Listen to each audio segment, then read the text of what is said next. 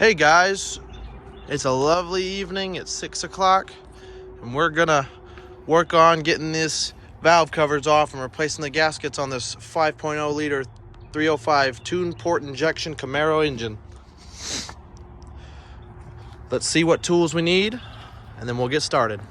All right, these are the tools I used. First, I have an impact drill for your hoses, your hood stuff, and everything you got to move out of the way. That is Phillips or 5/16. A 1/2-inch drive ratchet, a 1/4-inch drive ratchet, a 10mm wrench, a 1/4-inch extension. We've got 1/2-inch, 10mm, 7/16, 5/16, and 11/32 socket. A flathead screwdriver, we'll get to that in a minute, and a 5/16 impact bit, a Phillips impact bit. And I made an accident, so I needed to go buy one of these because I accidentally dropped a socket where a socket shouldn't be. But you probably won't need one of these if you're not me. But that's it. All right, to start off, I'm gonna start with the driver's side just because it's a lot easier. We're gonna have to move this tube right here. It just slides right on there. Take it right off. We're gonna have to unplug this alternator. Not a problem. I'm gonna see if I can do it without unplugging the injectors and the airflow. I think I can actually.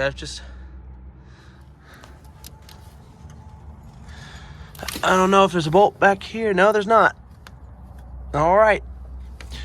So after that, it's just gonna be one bolt there, there,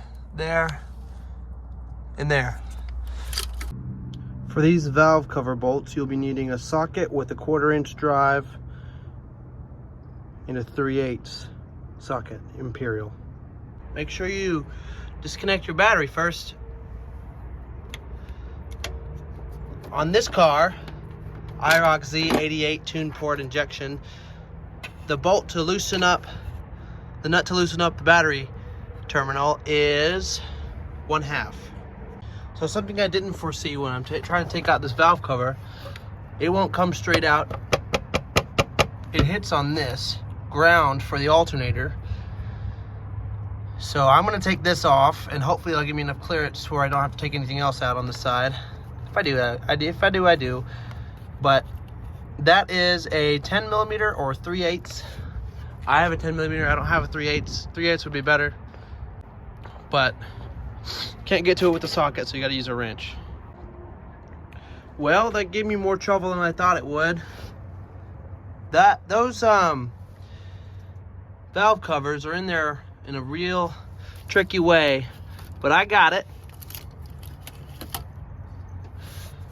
It took a lot of wiggling and finagling, but I got it out. See my cool little rocker arms. But yeah, after I took that ground bolt off, it's actually a nut. I thought it was a bolt, but the stud is on the alternator. Once I took that bolt off, it gave me just enough clearance. I had to wiggle it back, like tilt it back like this, towards this area.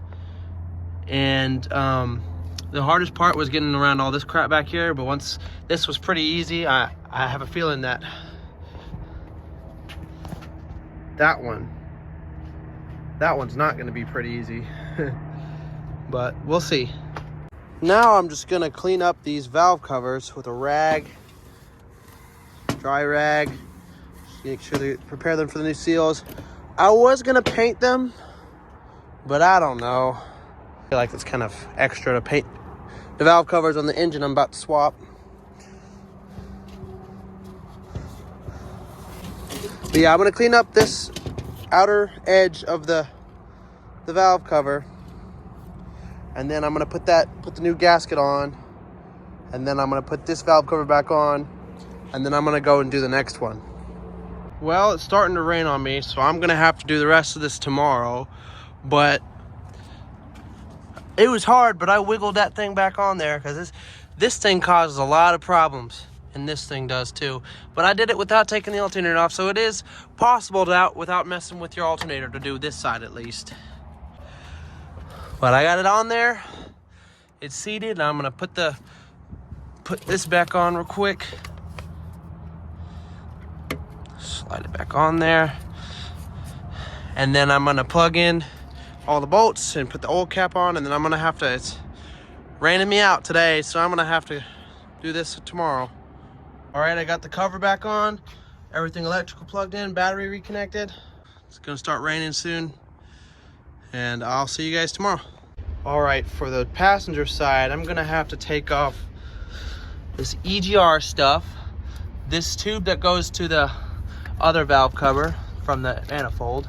Got that out of the way already. Just put that over here. But I'm gonna have to move this EGR stuff, these solid lines. Yeah, I'm gonna have to do a lot of stuff. I'm gonna be using a 5/16 drill bit to take the hose clamps off of the EGR stuff. Ready for time lapse.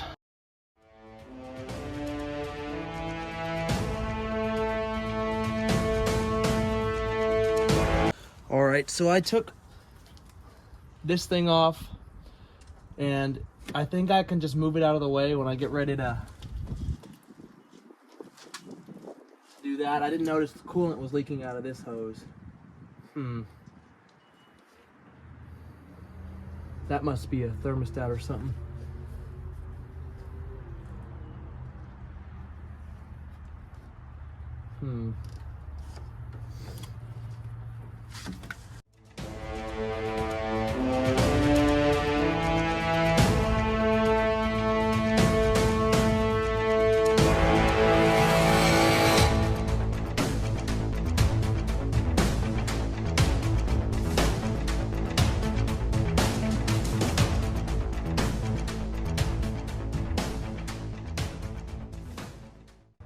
All right, well, I got that EGR valve off. Bolts are 210 millimeters. You're gonna need an extension, something like that. Not that long, but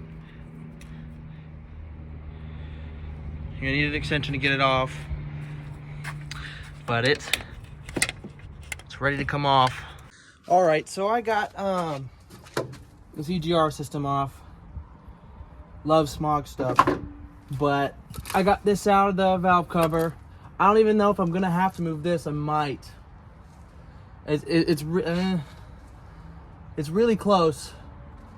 I'm hoping I don't. I'm hoping it all works out where I don't have to move this stuff, because it's all hard lines. None of it can move. But the EGR just is really simple. It just comes off.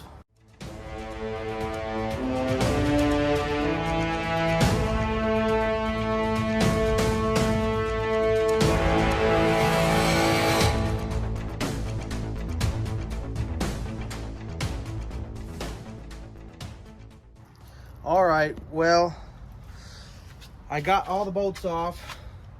I haven't seen if it'll move yet. It doesn't look like it wants to. Oh man. It's moving. This wiring harness is in the way though. Well, it looks like I'm gonna have to take off this wiring harness right here. I didn't want to, but looks like I have to, so I'll do it. All right, well, I got it off of there. That was a lot harder than I thought it was. That is such a pain to get out. I don't even know if it was designed to even come out. I had to take off the EGR, the heat valve, a bunch of stuff that goes to the EGR and the smog system. I had to bend that thing. And then even after I did all of that wiring harness is in the way. I didn't want to mess with that. I had to just yank and yank and yank. I ended up accidentally bending one of the posts, but I bent it back, but man, that was hard. I'm gonna try to get it back on, which is gonna be fun. All right, I got it back on there. That was pretty difficult as well. So now I'm gonna plug everything. I'm gonna plug that wiring harness back in and get all the EGR stuff on there. It might be nighttime when I'm done.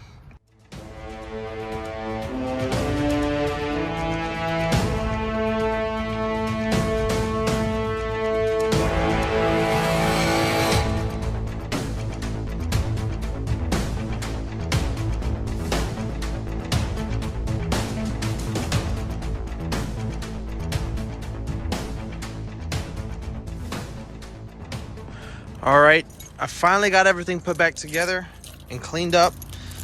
Let's see if I hooked up those injectors right or put them back together right. Let's see if she'll start.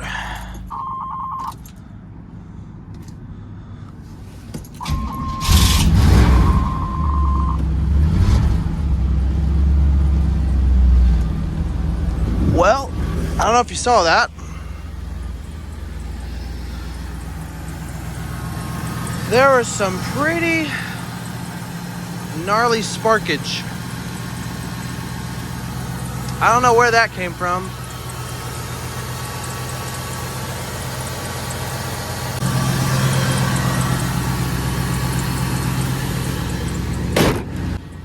I don't know if the video caught that. As soon as I turned it over, sparks flew everywhere inside the engine bay.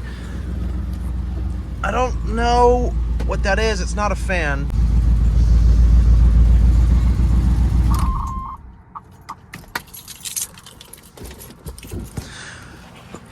I'll figure it out. Well, that's the end of the video, guys. Overall, this took me 2 days to complete. It would have taken me one, but I got rained out on the first day. It was kind of difficult to get the passenger side off, but it is doable. You don't have to take the engine out. You don't have to remove a whole lot of stuff. It's doable. Thanks for watching. Here's my fish.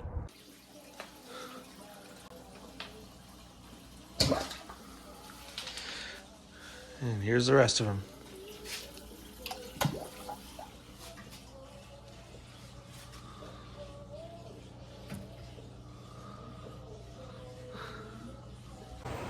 If you liked the video, make sure to leave a like, subscribe, turn the bell on, because I'm going to be posting a new video about the weather seals and getting that off very soon. But thanks for watching the video. I'm glad you enjoyed it. I'm seeing you in the next one.